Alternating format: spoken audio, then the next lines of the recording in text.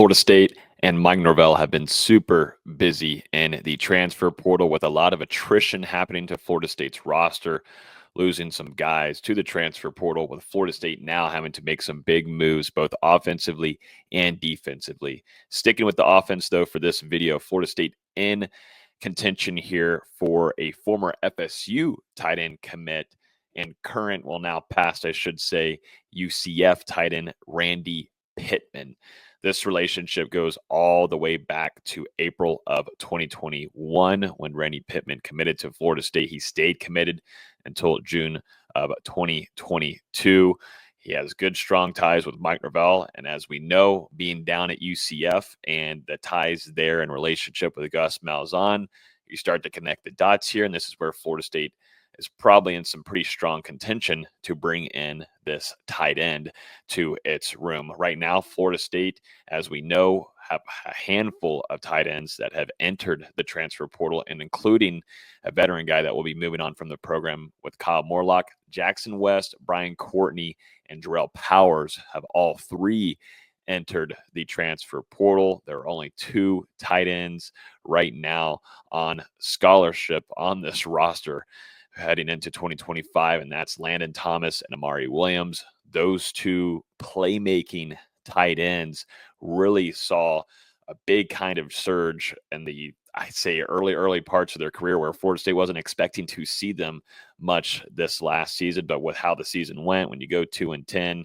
you kind of throw whatever you can out there, and that's exactly what Mike Norvell did. And we saw a lot that we liked from both of those tight ends. If I were to pick just about 5 things from this last season, those two young players are the ones that stood out to me probably the most, just because of what you saw them with their playmaking abilities, how they were able to make some grabs, and just the consistency of seeing improvement and development. I think that's something Florida State fans are happy about moving forward with. And so Florida State wanting to bring in some help here in the tight end position makes sense. Florida State already has Marquiston Douglas, as we know, former FSU tight end, or should we call him Biscuit? He was with Arizona State and with Kenny Dillingham.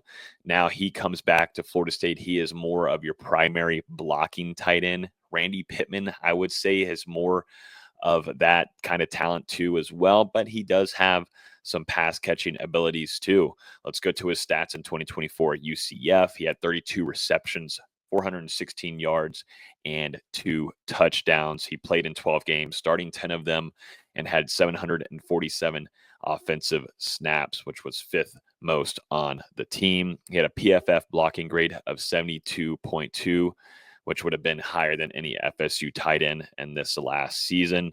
His career stats at UCF: played in 25 games, 11 starts, 51 catches, 631 yards, and 3 touchdowns. He was named he had actually an honorable mention of the All Big 12 Offensive Freshman of the Year in 2023.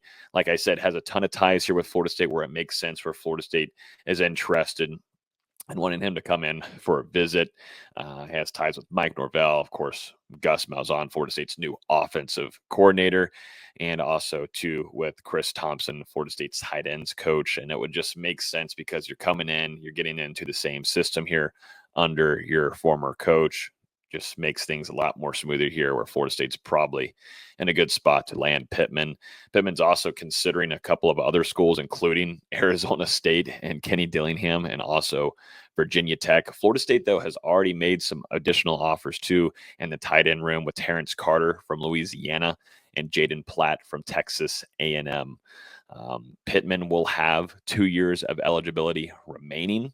And I think for Florida State overall, why not? That's my thing. This is more of a hybrid guy, more than Marquiston Douglas. Like I said, a little bit more of a pass catching threat than what you would have with Biscuit and Marquiston Douglas. And then you also have a big question mark, because Florida State, depending on how things look this spring and what they do in the transfer portal, I think a lot of it is going to rest on what Florida State wants to do with Amari Williams. I personally would like to see him at tight end more. I would like to see where Florida State can make some moves in the transfer portal to try to fix some holes there that they have in the defensive end room and bringing pressure. And, this is a new defense in a 3-3-5.